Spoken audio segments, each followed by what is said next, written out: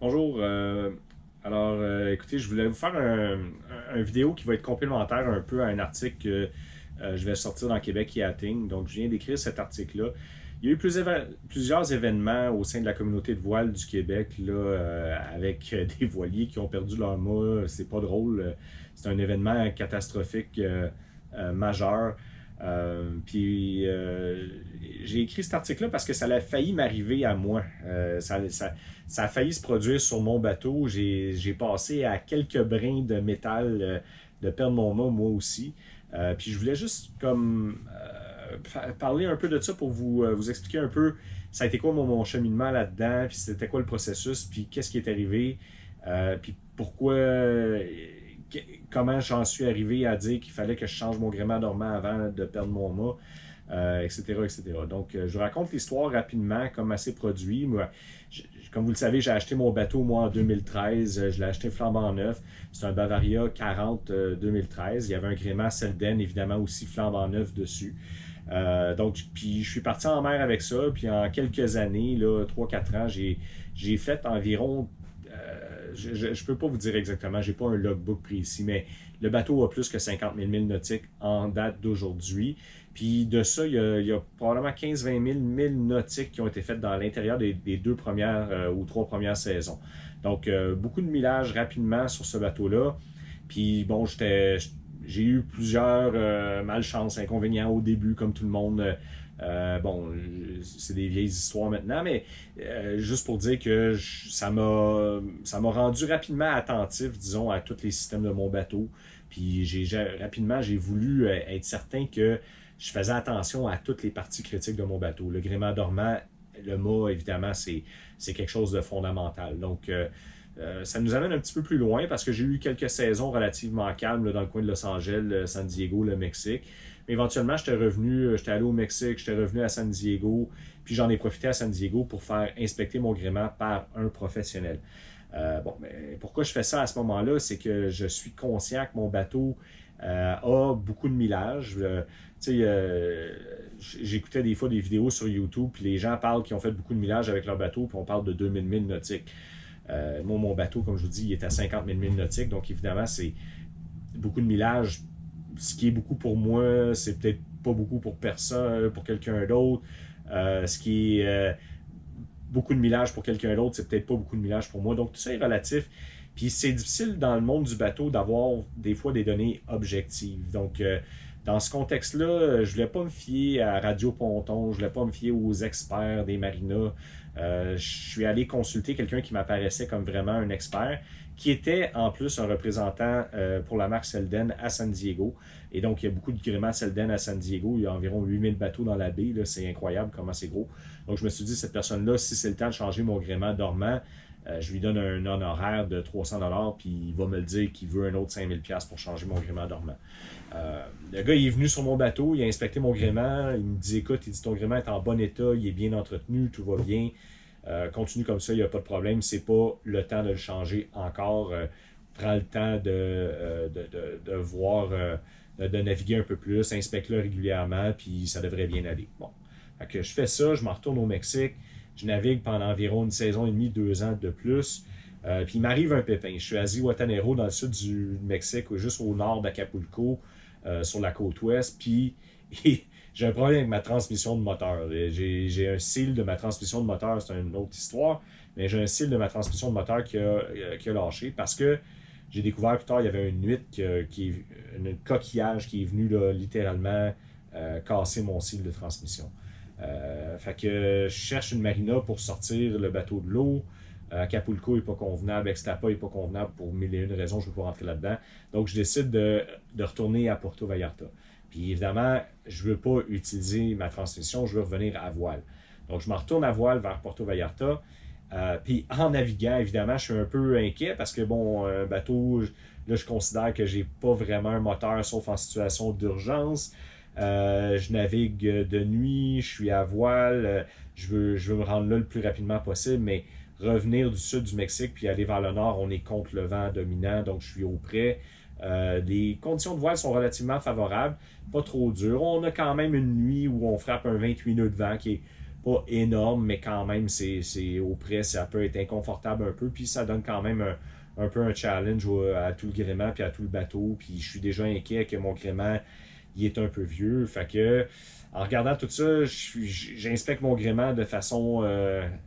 c'est-à-dire que moi, quand je navigue, je suis tout le temps en train de chercher des problèmes avec mon bateau, dans le sens que je suis tout le temps en train d'évaluer est-ce que mon bateau est en bonne condition ou non, puis s'il n'est pas en bonne condition, est-ce que j'ai quelque chose à faire pour le protéger.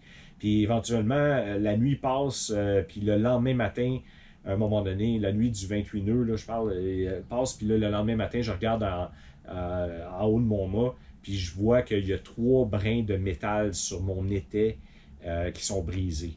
Puis évidemment, là, j'ai des photos de ça, je vais vous les montrer plus tard. Ça m'a comme ça m'a choqué évidemment parce que j'étais comme wow, ok, s'il y en a quelques autres qui brisent, je suis pas certain que mon mât va rester va rester sur le bateau. Mais c'était un étai intermédiaire, reste que je pense que c'était critique. Donc tout ça arrive, c'est là où je vous dis j'ai failli perdre mon mât moi aussi, puis ça m'a donné comme un coup, évidemment, parce que je suis au large. J'ai des options pour revenir au bord, mais j'ai pas vraiment de moteur que je peux me fier parce que je perds mon huile à transmission, puis j'ai de l'eau de mer dans ma transmission. Donc, tout ça, je suis dans une situation un peu rough. Et, finalement, tout a bien été. J'ai fini par me rendre à Puerto Vallarta. J'ai été capable de changer mes 2 étais intermédiaires parce que j'ai changé la paire. L'étai intermédiaire, c'est celui qui part de la première barre de flèche puis qui s'en va sous la 2e barre de flèche dans le gréement Selden. Donc, j'ai réussi à me rendre à Puerto Vallarta de cette façon-là.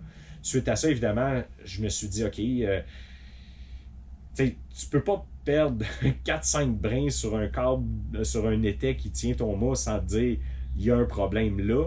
Fait que je me suis mis à faire des recherches sur Internet, puis c'est là que je suis tombé sur le livre de Selden qui dit la chose suivante. Après 20 000 milles nautiques de navigation, j'étais rendu à plus de 2 fois ça quand ça m'est arrivé, c'est le temps de changer votre gréement dormant. Fait que j'essaie tout le temps, moi, de trouver des critères objectifs pour faire mon entretien de bateau ou pour prendre mes décisions sur comment j'entretiens mon bateau. Puis quand on respecte à la lettre, puis c'est ce que je vous recommande, respecter à la lettre tous les manuels d'entretien, les manuels de propriétaire de tous vos équipements, surtout votre bateau. Quand, évidemment, faire ça, c'est surprenant comment ça peut coûter cher. Un bateau, ça coûte déjà cher, mais faire l'entretien selon le livre, puis selon la lettre, l'esprit du manuel d'entretien, ça va coûter extrêmement cher. Mais c'est le prix à payer pour être capable de naviguer en mer en sécurité. Donc, quand j'ai vu ça, mon bateau était à plus que 40 000 milles nautiques. Donc, j'avais fait plus que 2 fois le millage recommandé avec mes étais. Donc, il y a quand même une marge de sécurité là. Je ne vous recommande pas d'essayer de pousser cette marge de sécurité-là. Si vous arrivez à 20 000 milles nautiques sur un bateau ou si vous ne le savez pas, c'est quoi que votre bateau il a comme millage, bien, c'est le temps de changer votre gréement dormant. À moins que vous ayez un avis d'expert. Mais il ne faut pas se fier aux avis d'experts parce que les experts donnent une opinion. Il faut comprendre, vous vous faites donner une opinion par un expert. Parfait, il est bon le gars, on l'espère, puis il essaie de faire son mieux. Mais la seule réelle façon de savoir si votre gréement est encore en bon état, c'est de l'essayer, puis de le voir, puis de voir qu'il casse ou qu'il casse pas.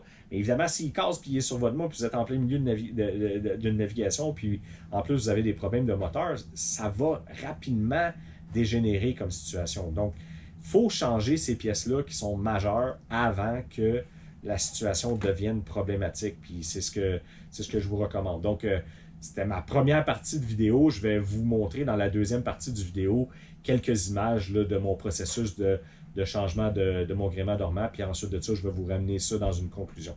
Donc, restez en ligne. Donc, je vous montre rapidement là, 2 images de mon étai intermédiaire. Donc, vous voyez bien, là, il y a 5 brins de métal là, qui sont brisés. J'ai été chanceux que ce câble-là ne brise pas à ce moment-là, parce qu'évidemment, sinon, j'aurais perdu mon mât. Donc, c'est un peu ça qui m'a forcé, là. Vous voyez, ça, c'est des images de la saison d'ensuite, où je suis à San Carlos. Puis, après mes recherches, après avoir découvert dans le livre Selden qu'il fallait changer là, tout mon gréement dormant, ben là, j'ai fait démater le bateau à la Marina Seca de San Carlos, dans l'état de Sonora, au Mexique. Donc, c'est ces images-là que vous voyez défiler en ce moment. Malheureusement, le gars qui était supposé m'avoir un nouveau rig à San Diego, un contracteur mexicain que j'avais engagé, il a envoyé mon gréement à Tucson, en Arizona. Mais la personne qui était le relais là-bas à Tucson pour envoyer mon gréement à San Diego a attrapé le COVID. Donc, j'ai pas pu faire mon gréement. Donc, tout ce que vous voyez là, ça a été fait pour rien. Ça m'a coûté environ 1000$ engager les contracteurs mexicains pour faire ce job-là. J'ai dû remettre mon vieux gréement sur le bateau après être allé le chercher à Tucson, qui est environ 6 heures de route d'ici de San Carlos. Puis pour tout refaire ce travail-là, quelques mois plus tard à Puerto Vallarta avec un autre contracteur mexicain. C'est qu'à un moment donné, il fallait que j'aille à l'eau. J'avais un horaire. Donc j'ai remis mon vieux gréement. Je me suis rendu à Puerto Vallarta. Puis après cette image-là, on voit le bateau qui est en train de se faire reculer par leur tracteur ici à San Carlos. Après tout ce travail-là, c'est ça. Là, on voit ces images-là sont à Puerto Vallarta. Puis c'est là que j'ai fini par compléter tout le travail. Donc ça m'a coûté environ, hormis la perte de temps et d'argent de San Carlos avec le travail qui n'a pas été fait, quand j'ai fait faire ça à Vallarta, le gréement, ça coûtait 5000$ américains pour mon 40 pieds. Puis la job de le faire, ils m'ont changé environ 1200$ américains. Donc ça valait quand même la peine parce que c'est quand même beaucoup de travail, puis il y a quand même un risque à ça. Vous allez voir plus tard, là, ils ont redématé au complet le bateau. Le gréement Selden est d'une très grande qualité. Là. Je peux pas dire assez de bons mots par rapport au gréement Selden. Ça fonctionne vraiment bien.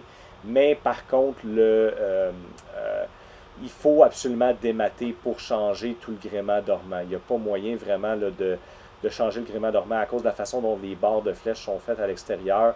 C'est pas facile de le faire à l'extérieur en assurant le mât avec une drisse ou pour servir d'étai temporaire. Donc, par contre, la gang à Puerto Vallarta, c'est un monsieur qui s'appelle Peter Vargas avec qui j'ai fait affaire là-bas. Je dis Puerto Vallarta, c'est la cruise de Juana Caxtel. Ils ont fait un super bon travail. La job a été faite de façon super professionnelle. Vous voyez la grue ici. Donc, je dirais, il y a moyen de faire ce travail-là peut-être tout seul, mais de contracter la grue, tout ça, ils m'ont chargé 1200$ américains pour faire tout le travail, faire toutes les connexions avec les terminaux spéciaux là, de Selden, etc. etc. Pour moi, ça valait là, mes sous. Ils ont fait quand même un très bon travail. Donc, vous voyez là, la vidéo qui déroule avec le camion, la grue. Ils vont l'amener de l'autre côté dans leur espèce de lieu de travail. Puis ensuite de ça, ils vont compléter la job. Donc, ça a été vraiment rapidement fait, bien fait. J'étais satisfait du travail. Puis, j'ai des étais complètement neufs que je le sais qui sont bons, certifiés pour un autre 20 000 milles nautiques. Là. Donc, c'était le but de l'opération, puis ça a fonctionné. Donc, évidemment, comme je vous dis, j'ai été chanceux. Je vais en reparler un petit peu plus tard, là, mais là, vous voyez, ils mettent le mât à terre. Puis de là, ils peuvent avoir une plateforme là, pour travailler en sécurité. Donc c'est ça a été le processus. Donc j'ai perdu beaucoup de temps là, avec l'histoire de San Carlos. Ça m'a fait perdre beaucoup d'argent aussi. Mais c'était la saison passée, c'était inévitable. Là. Je devais absolument changer mon gréement dormant parce que c'était ce qui était écrit dans le livre officiel, la publication officielle de Selden. Parce qu'il m'était arrivé un avarie. Donc, à partir du moment où il y a un de ces câbles-là qui brise, ça nous donne une bonne indication que c'est possible qu'il y ait d'autres câbles qui brisent. On ne peut pas le savoir avec certitude, sauf que la prudence veut que s'il y en a un qui brise, il faut suspecter que toutes les autres peuvent briser aussi. Ma démarche initiale en 2019 de demander à un expert de m'aider à évaluer l'état de mon gréement n'était pas mauvaise en soi. Le gars m'a donné son opinion, le gréement a quand même fonctionné pendant une saison et demie, voire 2 saisons là, suite à ça, avec quand même beaucoup de millage. Là. Moi, je fais à peu près 2000-2500 milles nautiques de mer à chaque saison. Donc, c'était pas...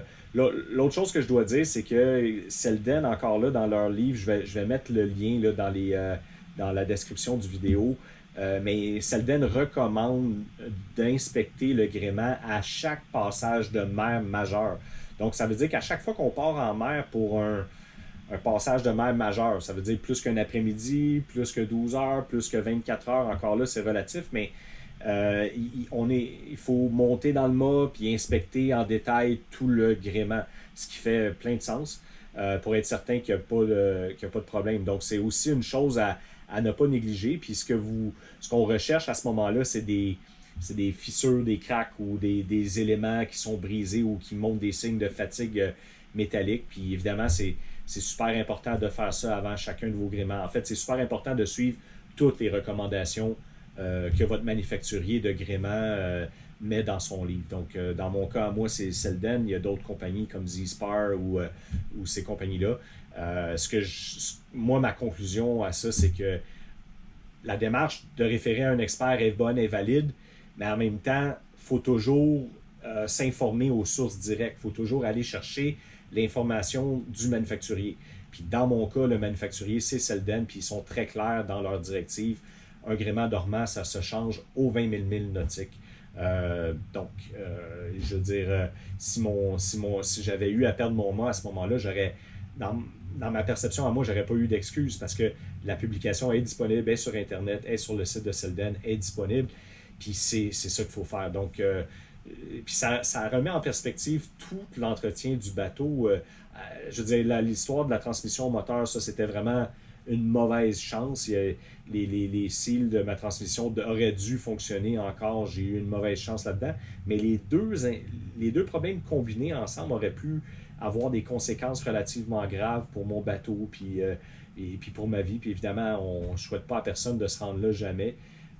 Puis je sympathise beaucoup avec les gens à qui c'est arrivé, qui ont perdu leur mât. Je veux dire, j'ai l'impression que j'ai passé vraiment proche que ça m'arrive. Donc, je fais cette vidéo-là, je fais le vidéo présent dans l'idée de dire aux autres personnes, ben écoutez, un gréement dormant, c'est quelque chose de sérieux.